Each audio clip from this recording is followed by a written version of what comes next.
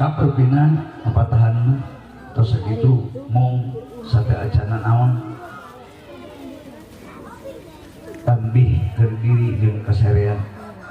singapal hormat ka imam bapak rek manfaat hirup bunga teh aya wasilah aya cukrang lantaran sing hormat ka imam ka bapak saur rasul anak nu teu hormat nu teu taklim nu teu ngagungkeun teu ngamumuleh teu nyaah teu merhatikeun kana kabutuh indung bapakna teu hormat ku bahasa ku lalampahanana tilu rupa nu bakal ditibakeun kana dirina termasuk keceleun panganten wungkul ini. Jadi jelema anu teu hormat teu nyaah ka indung bapak teu taklim ku bahasa ku lalampahan koreatna kaliwat saking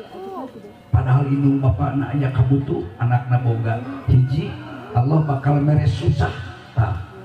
matak anak anu goreng ka indung bapana mah bakal hirupna hese papangijing ka bunga dua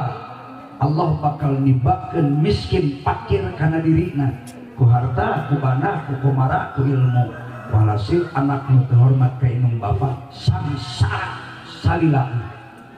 nu katilu mautna dikhawatirkan antara mawa iman jeung teu mawa iman tapi anak nu teu hormat ka indung bapa mah cenderung leuwih deukeut mautna suul khotimah sok ilikan di mamana anak neraka ka indung bapa mah nyeri segala rupa cadu hirupna kalur moal silungan ka anak moal jangkaran ngaji maneh lila diajar abatasa keur mangaji teh hese beli doa indung bapa hidup jeung mertua hidup sabab sakecap doa indung bapa ka anak leuwih seukeut batan silet najan boga indung bapa mertua bodoh doa nama ku Allah mah ditolak sok ayi turun tina kursi cium panangan emak sok mama mah nyebutna mama sok lihatna ge sarua sidepu cepeng panangan emak hidup sing alus oh kumaha pantesna ngobrol anak ka indung paling henteu mama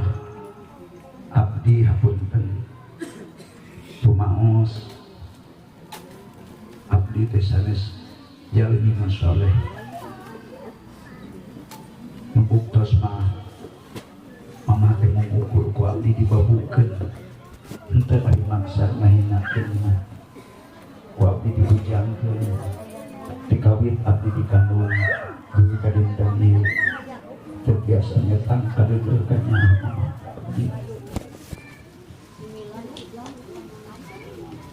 sok ngomong mama nuju makandung abdi kantos ngaheurina patuangan mama salapan sasih tadi abdi kantos 2 tahun nyadap cipin hareup mama abdi moal hirup dugi ayeuna kieu syariatna mun sanes kanyaah bapa sareng mama ari paos mama huapna didua-duakeun demi abdi nu jadi anakna ari abdi teu acan tiasa ulang tarima naon mah hapunten kahilapan kelepatan abdi ujung-ujung kahilapan anu agung dosa agung sanos dosa agung pilih mama ngantos ku abdi kapilaraan ku bahasa abdi ku lampah abdi hapunten nun Gusti muliakeun pun biang pun bapak sehatkeun sarirana pun biang nyewah pun bapak mugi Gusti pikaasih sapapaosna ti ayeuna tuk dugi ka akhirat kapun biang kapun bapak gentosan ya Allah karinget kesan anjeunna padang buburuh ka ditu ka dieu kanggo maraban abdi makean abdi makelan abdi abdi moal aya kanyaho dina bidang agama upami wasilah teu dipaparin petunjuk jalan bekal tuang leueut nu dipasihkeun ladang karinget anjeunna pece aya kasabatna indung bapak teh jarian menjadi anak ai jeung niatna teh nak ece moal kusaha diagungkeun dimuliakeun diluhurkeun derajatna iwati ku urang menjadi indungna panganterkeun ku doa keun we ece ilmu bapa jalma susah di anak mesin bunga malah mandar urang menjadi indung bapana kaangkat martabat derajatna ku anak aking dihampura baru-baru hidup make munjungan minta hampura ka mama sanajan teu cumarita ge jauh ti memehna mama geus ngahampura. Moga-moga ilmu sing manfaat sing waras badan cager dohir jeung batin sing jadi jalma nu boga pangaji mulia ceuk jelema utamina sing mulia ceuk Allah sing panggih jeung kabunga keun we nu susah mah bapa jeung mama hidup beral lakonan rumah tangga jeung bojo hidup jeung salaki hidup mama mami HP panon jeung ceulik mung nguping jeung mung ningal anak rumah tangga piomongan sarerea piomongan batur rumah tangga sing harmonis aya kakurang mahirup maadatna ya Allah muliakeun anak abdi dunia akhirat manfaatkeun ilmuna soheh kana sarirana paparinkeun jalan kahirupan nu langkung sae batan abdi nu kalakonan ku abdi dan sepuh ai sanajan boga inung bapa jelema hina liatna oge sarua kajen boga inung bapa jelema teu sabaraha sakolana handap lain jelema terpandang da urang malahirna ti dinya moal aya jelema nu kudu dimuliakeun terhormat ieu ti ku ajeun sabab mun anjeun terhormat ka inung bapa nu bakal nanggung resiko na anjeun hirup bakal susah sangsara netes semprek incak semplak kitu salah kieu lain naudzubillah nuhun aja kabudak geus ngadoakeun moga-moga Gusti pasti bakal ngaijabah doa aja salaku sepuhna amin amin sok aja cium tarang atuh aja cium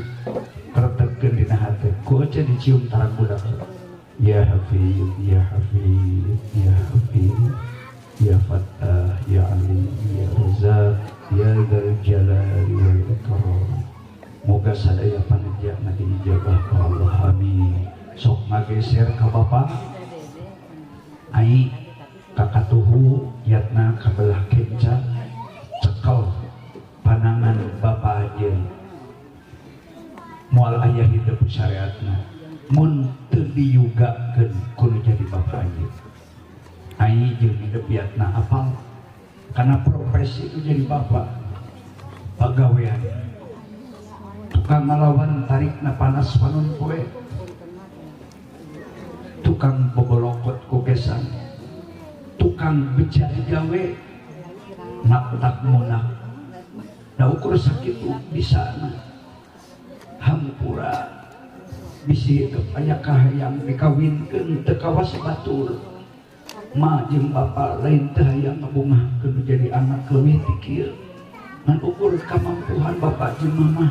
dibeber-beber ge kalah ti bebek sakieu teh jang mamah mah geus kahitung pagawean jeung perjuangan lain pagawean ringan keur ngawinkeun ngabungahkeun anjeun duaan